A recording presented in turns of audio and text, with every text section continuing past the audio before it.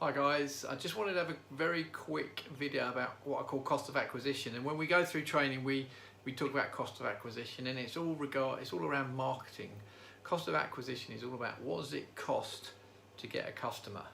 Because at the end of the day, getting customers isn't easy. It's going to take your time and it's going to take your money doing all the marketing stuff that we talk about. So the more marketing pillars you have, the more traffic comes in, but each one of those marketing pillars costs you time and or money, and therefore when you acquire a customer, it has cost you time or money. And if you don't factor that cost into your business every time you do a piece of business, then what happens is, particularly with say something like AdWords, is you get to the end of the month and you get £1,000 bill and you think, but this is mad.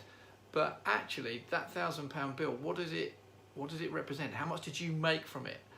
So if that £1,000 bill got you 100 customers, then you've paid £10 to acquire each customer.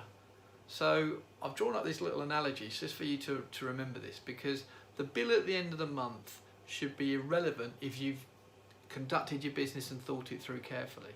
So here on this board here, we've got a price of say £100. That's for your service. So let's say you charge £100.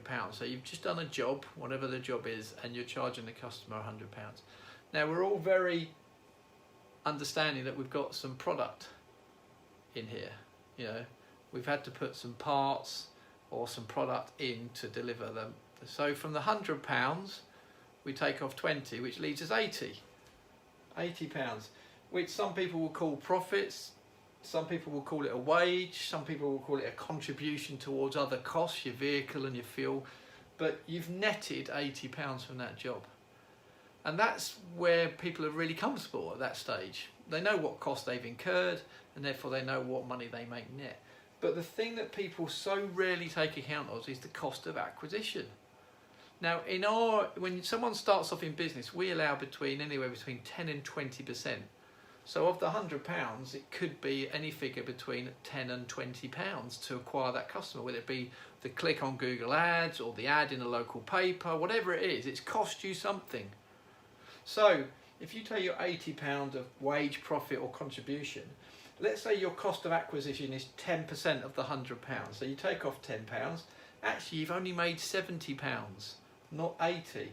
And if your cost of acquisition was really high, and it's 20%, then you've got to take £20 off the 100, off the 80, which means you only got 60.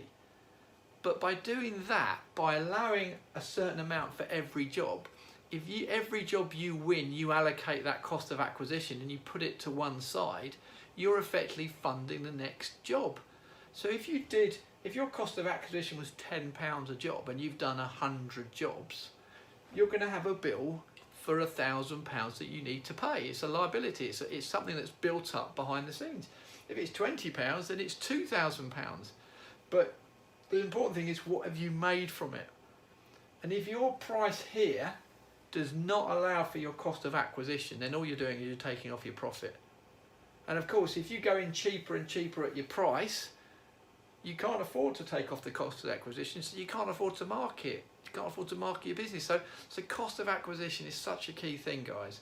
And every element of your marketing comes with a different cost of acquisition. If you get your website ranking really well, then your cost of acquisition is just your time to put a few recent jobs on, do a little bit here or there, and your web page ranks well, and you're going to get calls for free. Your time, yes, your time investment, but effectively for free. If you do it through AdWords, then you're paying the cost to how many clicks it's taken to get a call and how many calls you convert. That's your cost of acquisition. So you've got AdWords where you pay quite a lot of money. You've got your natural listings or your Google My Business, which is really just an investment of a little bit of time. And the more pillars you've got, then your average cost of acquisition should come down. You know, we aim to try and get something that maybe starts at 15 or 20 down to 10% or less. And there's some people that have got established a business that don't even, they've got enough customers that don't really spend much on marketing. But I do urge people, spend time and money on your marketing, because it will bring in more work. But understand this dynamic. You're not investing £1,000 or £2,000. That's a result of what is your cost of acquisition and how many jobs do you get. And if I was to spend £10 to get a £100 job, I'd be happy, because I'm going to net £70 out of it, and that makes my figures work. So cost of acquisition, a really simple number, but can be quite complicated, but really important to understand. That's all for now.